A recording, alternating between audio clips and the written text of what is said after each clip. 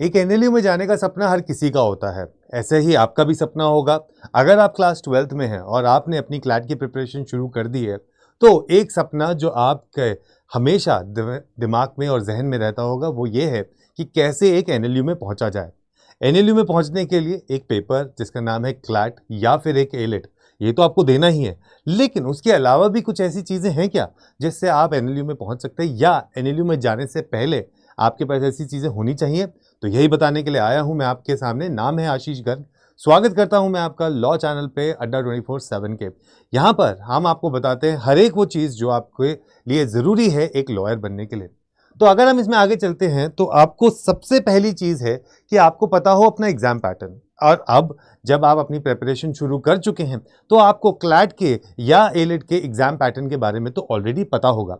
Elite में और CLAT में आपके जो एक चीज़ कॉमन है वो ये है कि आपके पास जो पैसेजेस या रीडिंग बेस्ड पे बहुत ज़्यादा जोर दिया जाता है।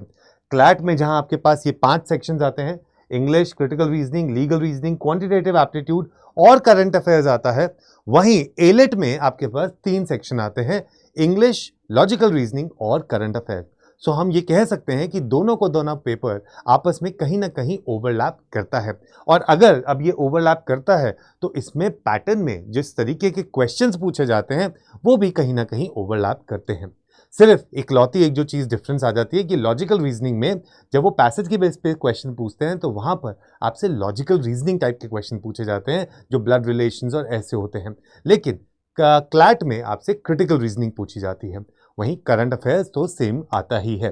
तो अब इसकी प्रिपरेशन आपको कैसे करनी चाहिए कि आप इन सारे के सारे सेक्शंस को आराम से कर पाएं, क्योंकि रीडिंग एक बहुत इंपॉर्टेंट और एक कॉमन कड़ी है दोनों पेपर्स में। और अगर आप इस कड़ी को जोड़ पाएं और इसमें बेहतर बन पाएं तो आपको एनएलयू से जाने से कोई नहीं रोक पाएगा। तो अगर आप भी चाहते हैं कि आप एनएलयू में पहुंच जाएं और एक अच्छे लॉयर बन जाएं तो अभी से रीडिंग पे बहुत जोर दीजिए, क्योंकि ये सिर्फ आपको एग्जाम क्लियर करने में नहीं बल्कि आपके आगे के सफ़र में जो एनएलयू में है या आगे चल के जब आप एलएलएम या जुडिशरी में जाते हैं वहाँ पर भी बहुत काम आएगा। क्योंकि एक लॉयर को इतना ज़्यादा रीडिंग करना पड़ता है रेफरेंसेस के लिए कि उसका रीडिंग में एक बहुत अच्छा रीडर होना बहुत ज़रूरी है। आगे चलते हैं कि जो सिलेबस है, एक बहुत बड़ा मिसकंसेप्शन जो बच्चों के दिमाग में है कि इसका सिलेबस क्या है। तो क्या हम ये डिफाइन कर सकते हैं कि क्लैट का एक्चुअल सिलेबस क्या है? जवाब है नहीं। आप क्लैट के सिलेबस को नहीं बता सकते। क्यों? क्योंकि इसमें जब रीडिंग बेस्ड इतनी सारी चीज़ें आती हैं तो कहीं ना कहीं अनसर्टनिटी बनी रहती है। और क्योंकि वो अनसर्टनिटी आपके सामने है इस वजह से आपके लिए एक डाइवर्स पर्सनालिटी होना बहुत ज़रूरी है जो आपको पहुंचा सकता है वन ऑफ द एनएलयूज में। इसलिए सिलेबस के लिए आप यहाँ पर एक लीगल और एक मैथमेटिक्स में जो क्वांटिटेटिव एप्टीट्यूड है उसमें आप थोड़ा सा सिलेबस को देख के पढ़ सकते हो। लेकिन करंट अफेयर्स, क्रिटिकल रीजनिंग और इंग्लिश में यहाँ पर तो आपका लिए खुला मैदान है। जितना आप नीचे गोता लगाएंगे उतना ज़्यादा आपको इसमें पता चलेगा कि उसकी गहराई क्या है। तो therefore you need to be a voracious reader. Another thing is source material. बहुत लोग गलती क्या करते हैं और इस वजह से उनका एनएलयू का सपना टूट जाता है, वो ये है कि वो बहुत सारी सोर्सेज के ऊपर रिलाई करते हैं। आप बहुत सारी सोर्सेज को एक बार प्रैक्टिस करो, उससे अच्छा है अगर आपने एक सोर्स पकड़ रखी है उस सोर्स को अगर आप 10 बार प्रैक्टिस करोगे तो डेफिनेटली आप देखोगे कि आपका जो नो हाउ है, आपका कमांड है ऑन दैट पर्टिकुलर सेक्शन, वो बहुत अच्छा हो जाएगा। तो इसी वजह से आप चाहे वो इंग्लिश के लिए हो चाहे वो क्रिटिकल रीजनिंग के लिए हो, आप रेफर कर सकते हैं अरुण शर्मा, या फिर आप रेफर कर सकते हैं वाइली, या फिर आप जीमैट क्लब के पैसेजेस को सॉल्व कर सकते हैं। उसके अलावा न्यूज़पेपर पे बहुत ज़्यादा फोकस रखिए क्योंकि वो आपको लीगल, करंट अफेयर्स और इंग्लिश के लिए भी काफ़ी अच्छे तरीके से प्रिपेयर किएगा। वहीं पर ही आप लॉ के लिए भी एक यूनिवर्सल गाइड जो आती है वो आप उसको फॉलो कर सकते हैं।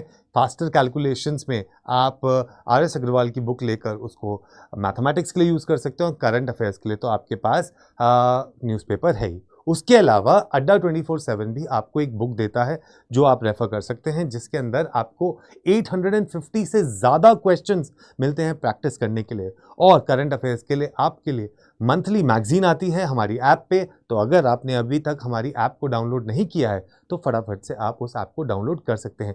ये चीज़ें अगर आपने नहीं करी तो आपका सपना टूट सकता है और एनएलयू जाने से आप रह सकते हैं वंचित। लेकिन अगर आप हमारे साथ जुड़े रहे तो अड्डा 24/7 कोशिश करता है कि आपको पहुंचाए आपके सपनों के कॉलेज जो कि है एनएलयू, क्योंकि हमारा मोटो है ही कि एनएलयू का सपना अब होगा अपना अड्डा 24/7 के साथ। आगे चलते हैं। प्रैक्टिस। अगर आप एनएलयू में जाना चाहते हैं और आपको सामने दिखाई दे रहा है कि मुझे इस एनएलयू में जाना है और उसके लिए मुझे चलना है, तो आपको रेगुलर चलना पड़ेगा। आपको every day you need to practise, every day you need to take a mock and then learn from that mock that what strategy is working best for you. तो अगर आप भी चाहते हैं कि आप मॉक्स की प्रिपरेशन करें तो कम से कम 30 मॉक्स आपको अभी से लेकर नवंबर तक देने चाहिए और उनको इवनली स्प्रेड कर लीजिए। उसके बाद जब आप मॉक्स ले रहे हैं उसके बाद उसका एनालिसिस करना बहुत ज़रूरी है। टुवर्ड्स द एंड जो नवंबर में आए, ऐसा भी कर सकते हैं आप कि आपने जो पुराने मॉक्स दिए थे उनको दोबारा से रीअटेम्प्ट करिए और उनके देखिए कि अब आपका स्कोर उसमें बढ़ा या नहीं बढ़ा। तो ये सारी चीज़ें आप कर सकते हैं as far as your preparation for NLU is concern. देखिए एनएलयू में जाना हर कोई चाहता है, लेकिन वो कौन लोग होते हैं जो एनएलयू में जाते हैं? एनएलयू में जाने के लिए सबसे इंपॉर्टेंट चीज़ होती है कि आप नंबर ऑफ अटेम्प्ट्स के साथ साथ एक्यूरेसी पे भी ध्यान दें।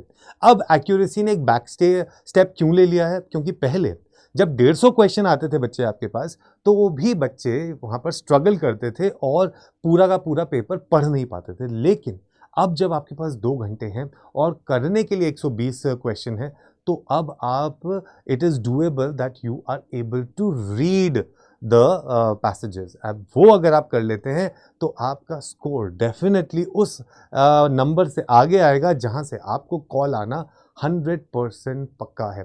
तो ये चीज़ें आपको ध्यान में रखनी है अगर आप जाते हैं एक एनएलयू में जाना, राइट। तो इसीलिए अगर आप इन चीज़ों को ध्यान में रखें तो आपको डेफिनेटली फ़ायदा होगा to get into one of the NLUs, right. अब एनएलयू में जब आप जाते हो तो क्या क्या चीज़ें आपको करनी चाहिए, उसके लिए आपके पास यहाँ पर है अड्डा 24/7।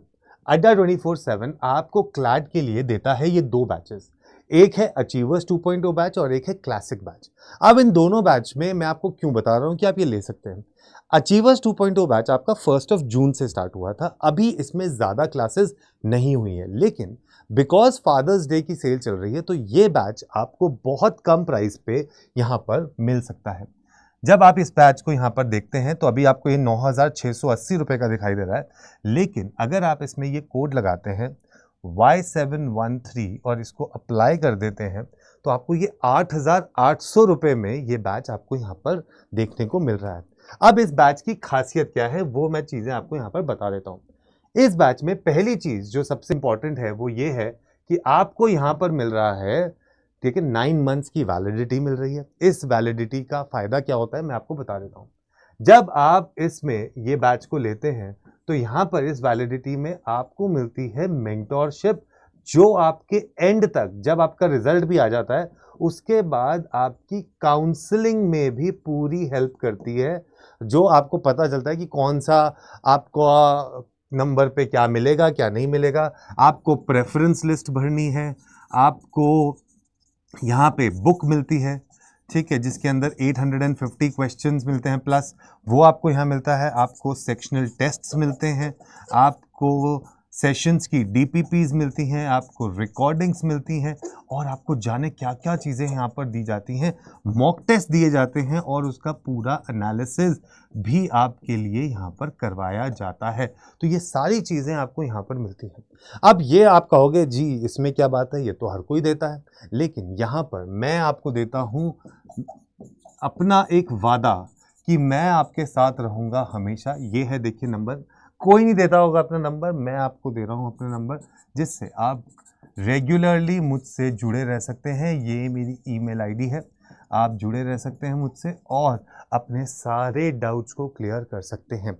ये सारी चीज़ें करने से आप लोग पहुंच सकते हैं अपने पसंदीदा एनएलयू में, जो कि आपने सपना देखा है हमेशा से।